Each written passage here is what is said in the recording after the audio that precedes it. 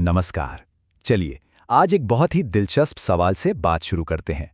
क्या कभी ऐसा हो सकता है कि कोई जज अदालत में अपने ही दिए गए किसी फैसले के लिए जेल चला जाए? सुनने में थोड़ा अजीब लगता है ना? तो आज हम इसी जरूरी और सच कहूं तो मजेदार टॉपिक को समझने वाले हैं, जिसे कहते हैं न्यायिक प्रतिरक्षा या जुडिशियल इम्यूनिटी। तो सवाल बिल्कुल सीधा सा है, क्या एक जज को अपने ही किसी फैसले की वजह से सजा हो सकती है? मान लीजिए फैसला बहुत ही सख्त हो, तब भी?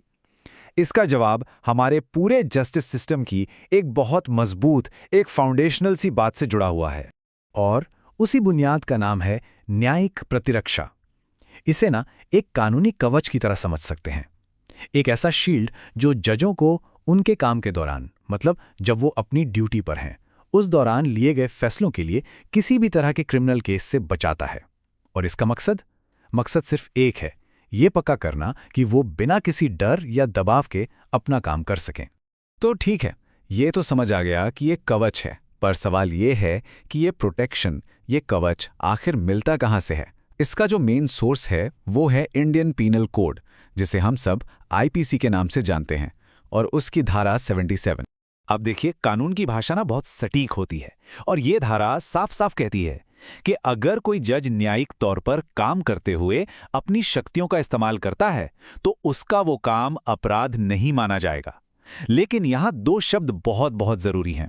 पहला, न्यायिकतः कार्य यानी एक्टिंग जुडिशली, और दूसरा, सद्भावपूर्वक विश्वास यानी गुड फेथ। इसका मतलब क्या हुआ? इसका मतलब यह है कि इस सुरक्षा के लिए ना 3 शर्तें हैं जो पूरी होनी ही चाहिए। पहली शर्त, काम किसी जज ने किया हो, जाहिर है। दूसरी, वो जज अपनी कुर्सी पर बैठकर एक जज की हैसियत से काम कर रहा हो, अपनी पर्सनल कैपेसिटी में नहीं। और तीसरी और सबसे जरूरी शर्त, उसे पूरी ईमानदारी से, मतलब गुड फेथ में, यह विश्वास हो कि कानून उसे ऐसा करने की पावर देता है। चलिए इसको एक बहुत ही पावरफुल उदाहरण से समझते हैं। सोचिए जरा, एक जज किसी मुजरिम को मौत की सजा सुनाता है।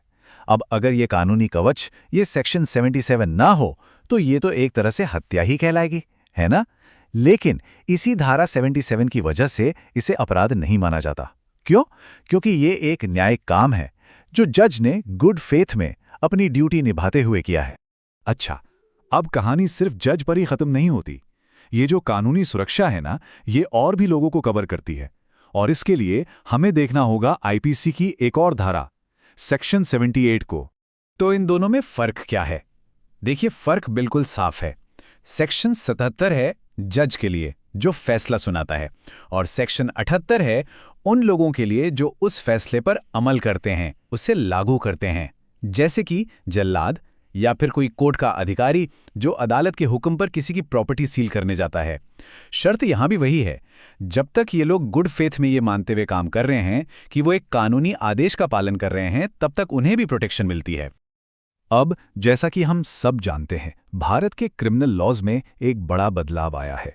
तो एक बहुत स्वाभाविक सा सवाल उठता है कि क्या ये इतना जरूरी सिद्धांत, ये जुडिशियल इम्यूनिटी भी बदल रही है? चलिए देखते हैं कि नए कानून यानी भारतीय न्याय संहिता या बीएनएस में इसके बारे में क्या कहा गया है। और जवाब बिल्कुल सीधा है। आईपीसी की जो पुरानी धारा 77 थी, उसकी जगह अब बीएनएस की नई धारा 15 ने ले ली है, और ये 1 जुलाई 2024 से लागू हो चुकी है।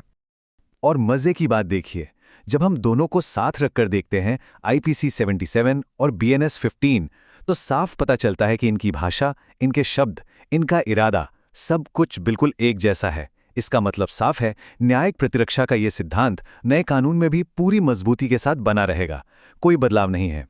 अच्छा, ये सब जानने के बाद एक बहुत बड़ा और फंडामेंटल सवाल दिमाग में आता है, आखिर जजों को इस खास प्रोटेक्शन की जरूरत ही क्यों है?